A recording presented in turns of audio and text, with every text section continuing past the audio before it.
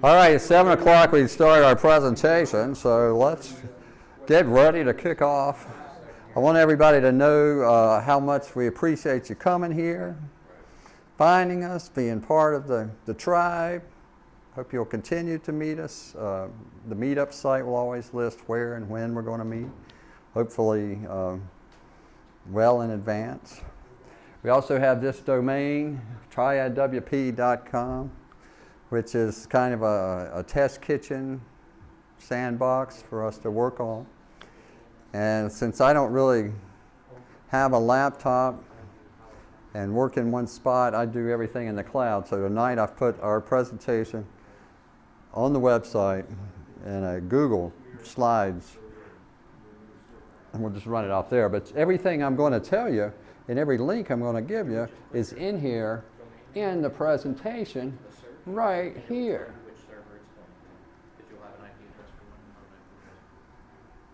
Bingo. So this is putting the C in your CMS. CMS is what? Content Management System. WordPress is a CMS built on MySQL and PHP. It's all about the content, and content used to be king. I don't think it's king anymore. There's a lot of people saying it's no longer king. There's so much content out there that it takes more than content to be king these days. It makes me remember when I was an ISP tech support guy, and everybody had 24.8, 24.4 bit per second K modems, dial-up, and this was before that, and I would like search for real estate, and I would find 1 million listings, and that was like, that blew my mind. There were 1 million. Now they're like 40 billion or something. I mean, it's 100 million going up every 30 minutes now. But content is what WordPress is all about, and we're going to get away from the geeky back-end topic tonight and talk about content. So I congratulate you for being here and being sharp cookies. My name is Randy Barnes. I've invented a title for myself, Contentalist. I was just going to look that up. You might not find what you want. Does that mean you're always content? Content. Not content, but content. Our WordPress meetup address over there, so you can always find us. I have to start by saying, what is content? Everybody kind of has an idea of it. I looked at a lot of definitions of it, trying to define it, and I came up with this, my definition: taking something out of your brain and putting it in someone else's. You can do that a lot of different ways, right? It's just anything. And of course, there's always something lost in translation when it comes out of your brain. You think what's in your brain, and Chris's brain gets it, and it's a whole different thing. But obviously, we're going to have text, audio, video, photographs, and graphics. I like the graphics a lot. This is probably the least of what I've ever created. Infographics, I think, are especially cool and useful, but they're kind of a special skill set to create a good one. A lot of these are from our group, different people. You recognize the Texan, or not Texan, Shirley. Laverne and Shirley, going to the Pancake House. And Pop Deflators, Ass, our photographer, does a site almost exclusively pictures. She just takes pictures of rock bands. So your content can be a little of everything, and it kind of needs to be, because people receive content differently. I'm more of a visual. I don't want to read your text. You have a long article, I'm not going to read it. Which is kind of weird. I read books, fiction books. I wouldn't read one on the web, but I don't read much in the way of long posts and articles.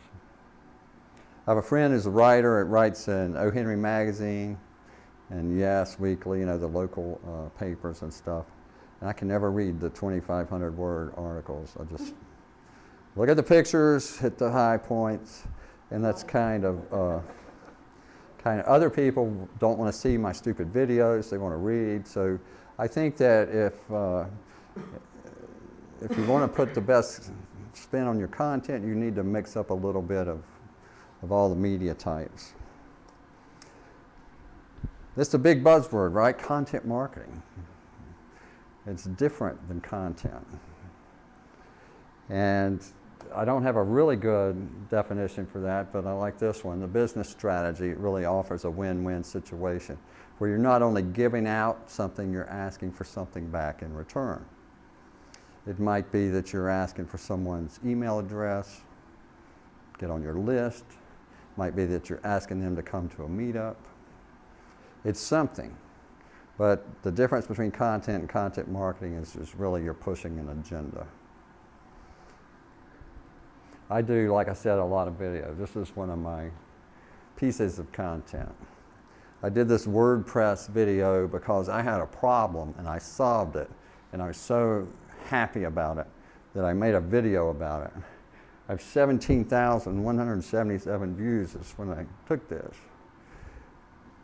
171 likes and positive comments, 100 to 1 positive. It's just successful content. I've got 17,000 views, earning 0. I've got another one. I got one on CNN, 55,000 views. I earned twice as much as 0. So content is content. Having traffic is not really the goal for your business. If 84,000 people look at your desk chair, you're not going to get some money to send to college. This is another piece of content I did with my goofy picture on it, which is far less successful, 145 views. These were put up within a few weeks of each other 2+ years ago. I have no likes, no comments, 145 views. This is content marketing. I made over $600 on this video,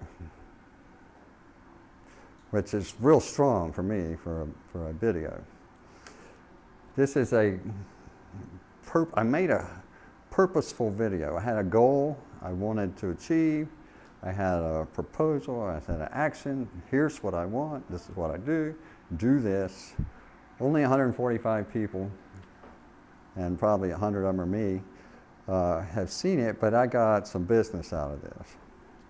So that's the difference between content marketing. I heard someone paraphrasing Seth Godin recently talking that he said, your goal is to attract the least number of people possible. And what he meant was that you don't want to just get numbers out there. You want to build solid relationships. You want the screaming fan, the advocate, the personal relationship, the business. You're going to have 3 buyers of furniture, or you want 3,000 lookers of your furniture pictures. So people worry about they're not getting enough traffic. That's not the problem. It's the not getting enough sales. Copywriting, another term you hear. It's different. Copywriting, we use this old definition, salesmanship in print. This is John E. Kennedy, no relation to John F. Kennedy, said this in 1905. Back in those days, there was no audio and video. Everything was print. And it was about advertising that he was talking. But it's kind of been picked up as a definition for copywriting.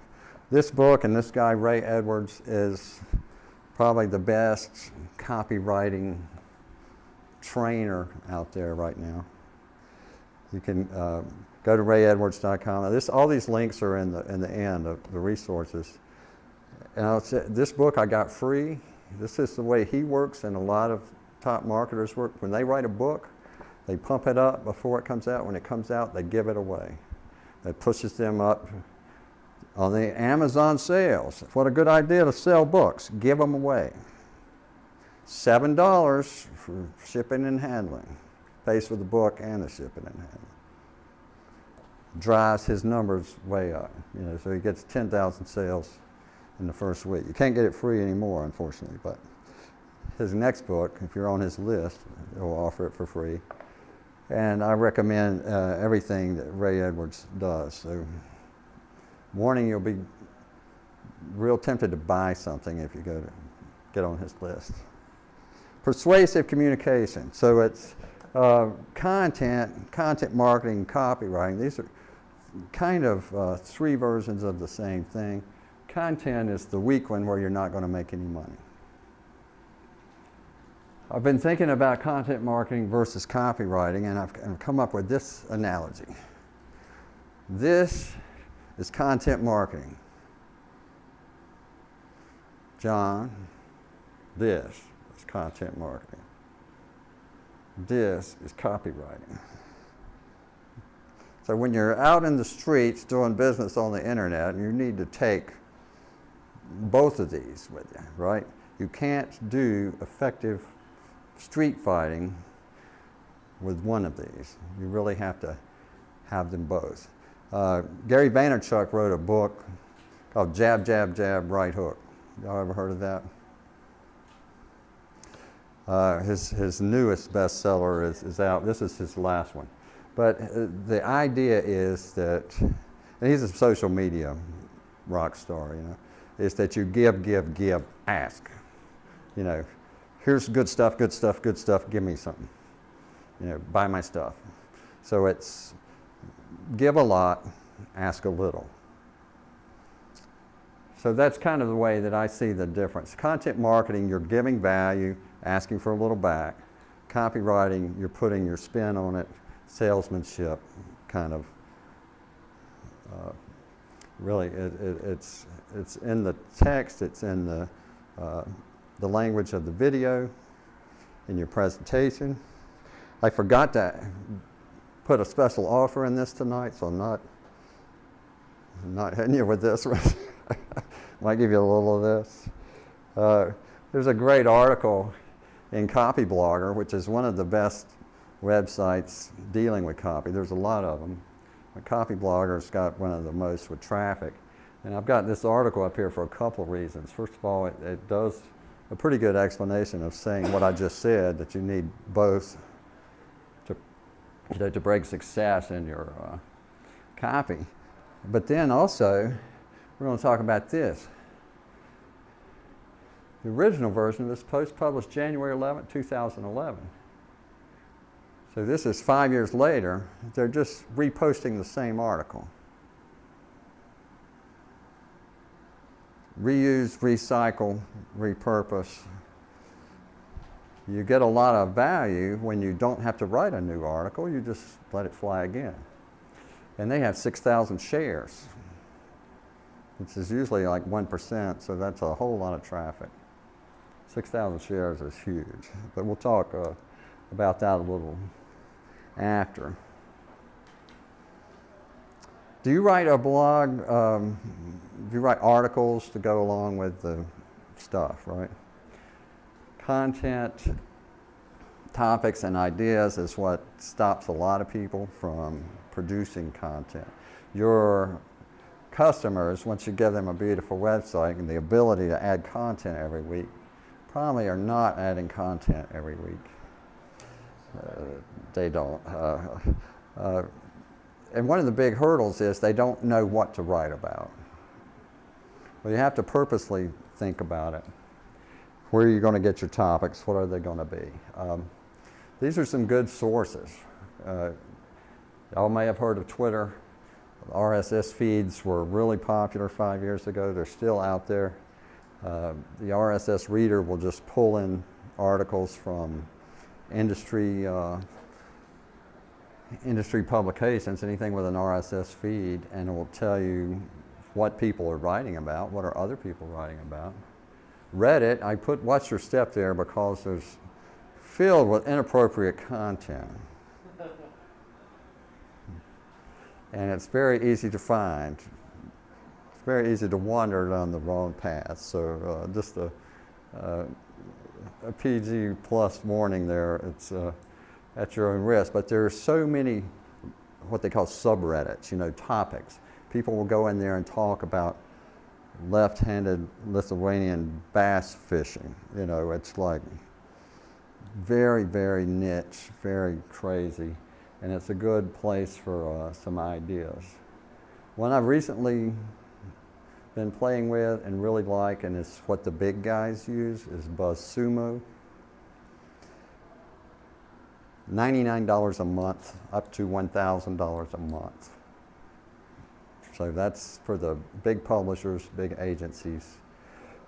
But you can go in there and run 3 searches a day for free. So you kind of need an idea of what you're really searching for without just goofing off like at some of the other sites, because you'll burn those 3 pretty quick. But if you're like office furniture, that's a pretty standard specific topic, You can go in there and see what's hot. What BuzzSumo does is scour the whole internet and show you what's the most shared content right now on that topic. What's hot? What are people jumping on? What are the fish biting? 3 a day for free. Google Trends is kind of interesting.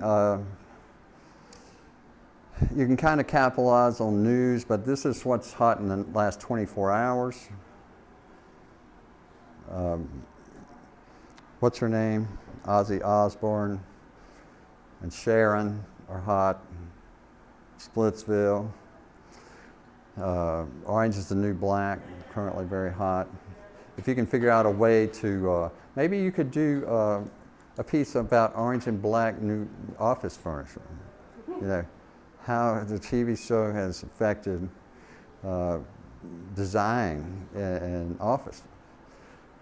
Who knows? But you can find out what's hot right now today in Google Trends. The problem there is you don't know that that's going to be hot by the time you get that thing written and published. It might be yesterday's hot topic. It depends on where and what you're up to. This is one of my favorites, and I didn't know this existed until WordCamp. HubSpot has a blog topic generator. So you don't have to think. You go in there and you put in 3 nouns. In this one, I entered 3 nouns. I entered Greensboro hamburger joint. And I got completely ridiculous topics. 10 quick tips about hamburger. Why we love Greensboro, and you should too. That's not bad. That's actually one I might take. What will Greensboro be like in 100 years? That makes my head hurt. I don't want to write that. 20 myths about hamburger.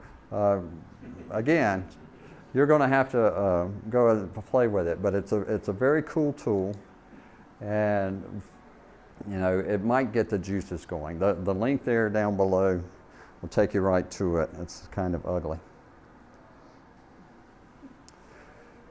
This isn't a very pretty slide, but I think you get the point. Crowdsourcing your content. And I will be glad to help you write any article you want. You talk to me about your topic or issue. I'll give you my opinion. I'll give you an idea. I'll give you something. You can take what I give you, call Chris, ask him. Add that to it. Call a few other people. It's helpful if your readers know who these people are, but not necessary. You just compile all their answers, add your own answer, and you've got a pretty nice piece of content. Might be better than you think. It's a lot easier than coming up with the whole thing yourself. Ever use Press This? You know this tool exists in WordPress. It's in every WordPress install. It's under Tools. It's called Press This. And it's one of the coolest things in there. The popular blogger in Atlanta did a big presentation of Atlanta Bloggers Meetup at about 200 people in it. Just how to use this, how he uses it to drive massive traffic. He writes a post every day. 4 days a week he uses Press This. One day he writes an article. What Press This does is you go in and install it. It adds this little button to your bookmarks. So it's up in your bookmark bar of your browser. You're reading some article online at another site, and you say, oh, that's a cool article. Hit the Press This button. Bang, it throws it into your blog. You have to take a little bit of time and put your spin on it. Hey, this is an article I saw, and this is what I think about it. You know, you're not just copying this thing. Here's an example of one that I did. I added the Press This functionality to our group site. I was wandering around and I found this, overcoming the 3 biggest writing challenges. I thought that's interesting. So I hit the Press This button, and I really found out that what that article is someone else had reblogged the original article, which was from Copyblogger. So they wrote the article, they reblogged the article, and I reblogged them. So it's at least 3 layers deep. But wait! This article, like the other Copyblogger, was originally written 5 years ago. So people are hung up on creating original new content. You don't necessarily have to work as hard as you might think. If you've written a piece in the past, freshen it up, bring it out, take it for a ride again. And these people are delighted to have people like me linking to their original source. I'm not sure I'm following. Okay. You add this, if this tool is in WordPress, Mm-hmm. and I'm over here looking at something else, Mm-hmm. how does WordPress know what I'm looking at? Well, it knows what's in the browser. And So I when have you to hit go that to my button, WordPress site and click the Press This button? no, the Press This button is in your bookmark bar at the top of your browser. Oh, It's kind of like the button, stuff that, like if you see a Pinterest, you want to pin that, you just pin, bing, pin, bing, It's almost pin. like you're installing a WordPress widget in your browser. Mhm. It's connected to your WordPress blog, so Mhm. when you're in your browser, it knows what your blog is, and it says, oh, he wants Yeah, to that button is linked to that blog. oh, okay. You could have 5 Press This buttons. It's not an extension To or f- anything? Yeah, it's a Chrome extension. Well, it works in everywhere, and it works on your mobile just as a bookmark. It's just a bookmark. Boom, bang. So you go into Tools and you install that button. That button goes onto your bar, and I'm looking at You this drag great it on your picture. bar. You drag it up to the bar. Yeah, you drag that little button up to the bar. Okay, and then I'm looking at a really great picture, and Mhm. I can just push my little, press this, and it will automatically go to my blog. Yes, it won't publish it, but it'll put it in there for you to add. It'll put up a block for, text block for you to add your I see. your spin on. So see, I wrote 3 paragraphs, and if you go to our blog at triadwp.com, you'll see this post underneath the post that we're in now. So I actually had to post the article to take this screenshot of it. I took screen captures and made my own graphic. This is not something that comes out of the box. I had to make the graphic, and I think you should make a graphic to put in here. And I wrote 3 little paragraphs under it about what this article is about, why it's useful, and bang, just spin it out there. It's very easy and quick to reblog or curate someone else's content. I'm doing that tomorrow. Do it tomorrow. here's something I got today. And this is very good. And there's a link to it so you can get it yourself if you want. I don't know if y'all know Carol Roth. She's a super hot, super brainiac, small business writer. She does a lot of TV, CNN, New York Times. She's from Chicago, a book writer. She and this other woman that I do not know have put out this book, 80 Easy Ways to Supercharge Your Business Growth, which is being distributed by Microsoft, which they did not write. It's just curated by them. They just said, oh, add this and this and this, and their friends gave them some content. Microsoft puts it into a book form and use a squeeze page to capture your name and address so that you can get the book, which is good. It's good value. Carol Roth has very little to do. She didn't have to write the book. She just had to put her name on the front of it. Say, oh, this is good. It's curated. Think of other things that are curated they're huge. Huffington Post, Craigslist. I mean, everything is curated. It's just there to round up other things, you know. The biggest, I think, thing you can do out there is just curate some stuff for yourself. YouTube, huh? You know, yeah, the biggest, they give Google everything. Why not? They just need the money. There's some other thought jugglers, and I didn't screenshot all of these, but you can go through there, and one of them's a repeat, the HubSpot topic generator. These will basically give you titles, you know, not much more than that. Give you, just spit out titles, and that's usually helpful in unloosening your thoughts and creating some of your own content. Is it you that got the book to sell, right? Yes. Did you spell everything right? Did you have someone check that out? I did. Spelling matters. It counts. It's statistically proven that people are far less likely to share your content if it's crap, if it's full of grammatical and spelling errors. So I have just fallen in love with Grammarly. It's, I think, only in Chrome, but I only use Chrome, so it works for me. Yeah. You use the premium version of it? I do not use the premium, I just use the free version. Yeah, I got the free one. I was wondering if there's like a... Well, if you take that link right there, you'll get a premium for a week, and so will I. But it's a freemium product, you know. They have a free version and a premium version. But it works in there. I mean, I'm posting in LinkedIn, or I'm in Facebook, and whatever you're typing text in, Grammarly will pop up and go, you need a question mark, or this is misspelled, did you mean this? You know, this comma is crap. It knows when to pop up. It's really smart, it's really helpful, and I'm crazy about it. So which way is the proper spelling of it? It is grammar with an A.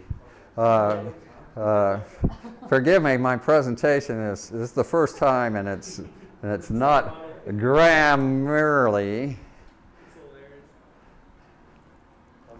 So I've got some formatting to do. That does not have a grammatical error in it where It's true. They're common and they're easy to fix. One of the other tips that is helpful to your content is after you're finished and before you hit the publish button, read it out loud. Read it out loud. Doesn't take long to read 300 words, but you're stressing to get to that number. Read it out loud and you'll see what it sounds like.